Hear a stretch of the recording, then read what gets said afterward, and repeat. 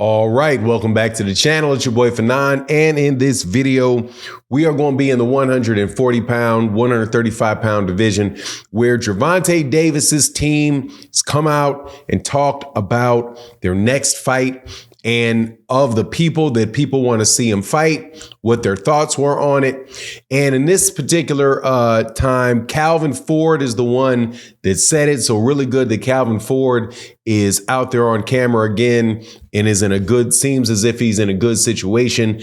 But he talks about Teofimo Lopez, Devin Haney, and Shakur Stevenson. And we're going to reveal what he said in this video.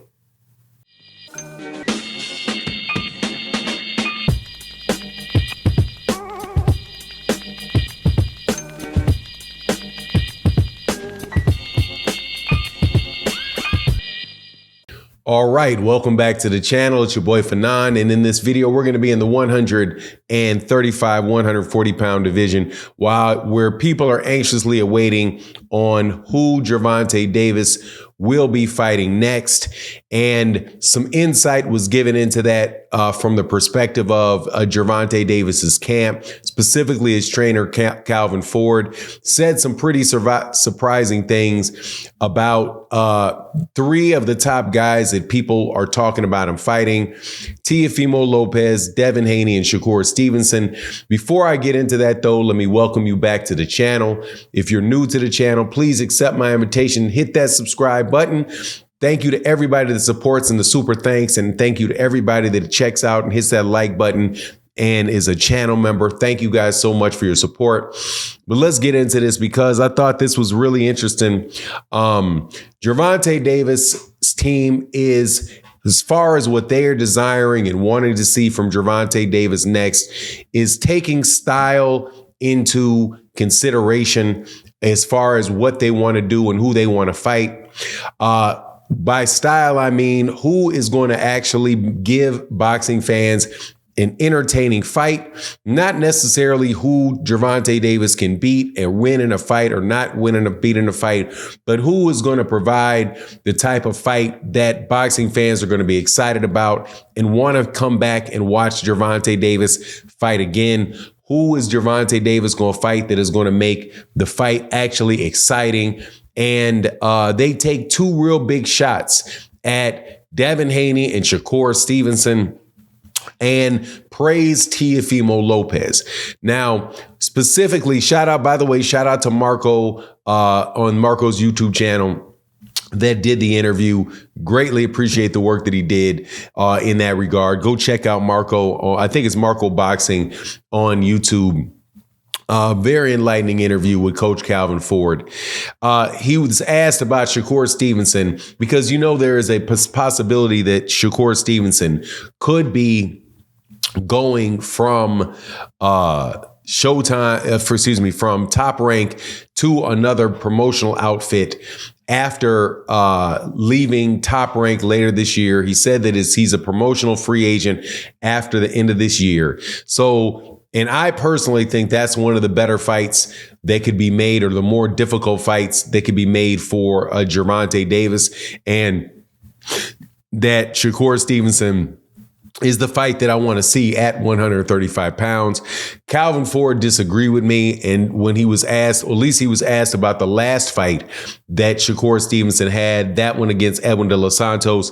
And he said that fight was absolutely terrible for boxing, terrible for Shakur Stevenson, and said that it showed that that's somebody that, you don't really know if you want to fight.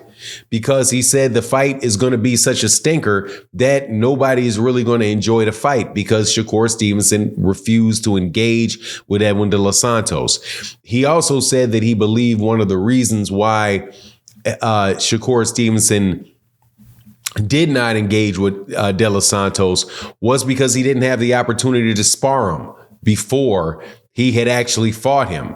So he may have been unfamiliar with De Los Santos, but he was unwilling and unable to engage with De Los Santos and make it an entertaining fight, and said, man, that is a fight that why would anybody want to see that?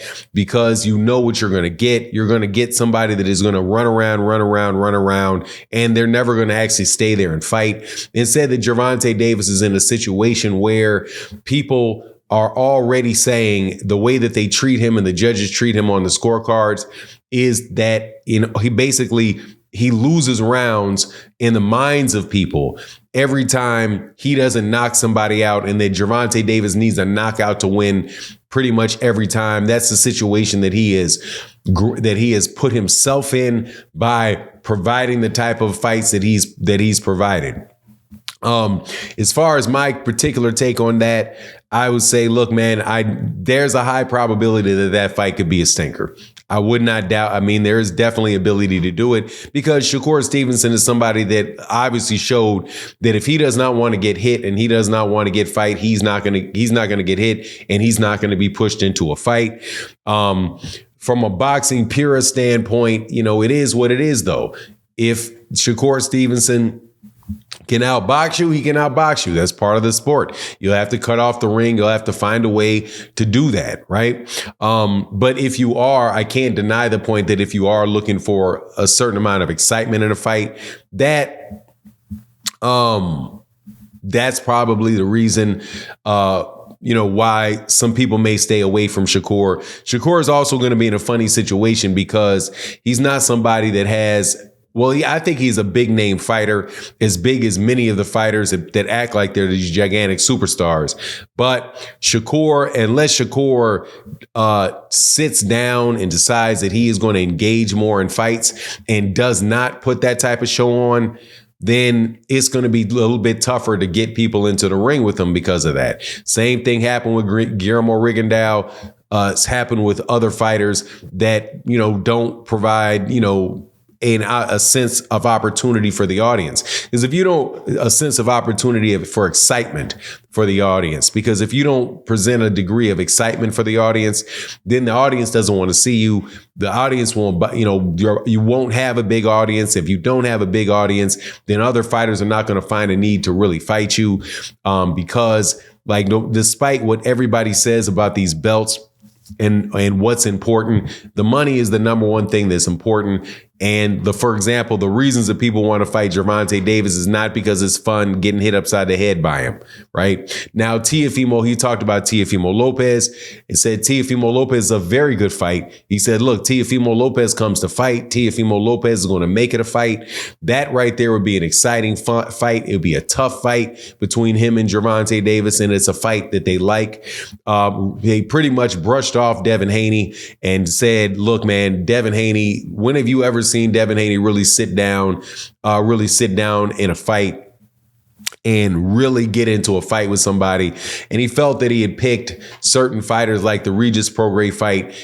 He had picked Regis Prograis because he just didn't think he was enough of an athlete to stay up with him, and he could move and get away, and pretty much accused him of doing the same thing that Shakur Stevenson did. So from a matchup standpoint out of Gervonta Davis's camp, that's what they're talking about. And I don't know whether he said, however, as far as who they're actually going to fight, they wait on those guys to send the contract, and they're looking at the money related to that. And there you go. So anyway, that's my take on the matter. Please let me know what you think in the comment section. And with that, I'm out. Deuces.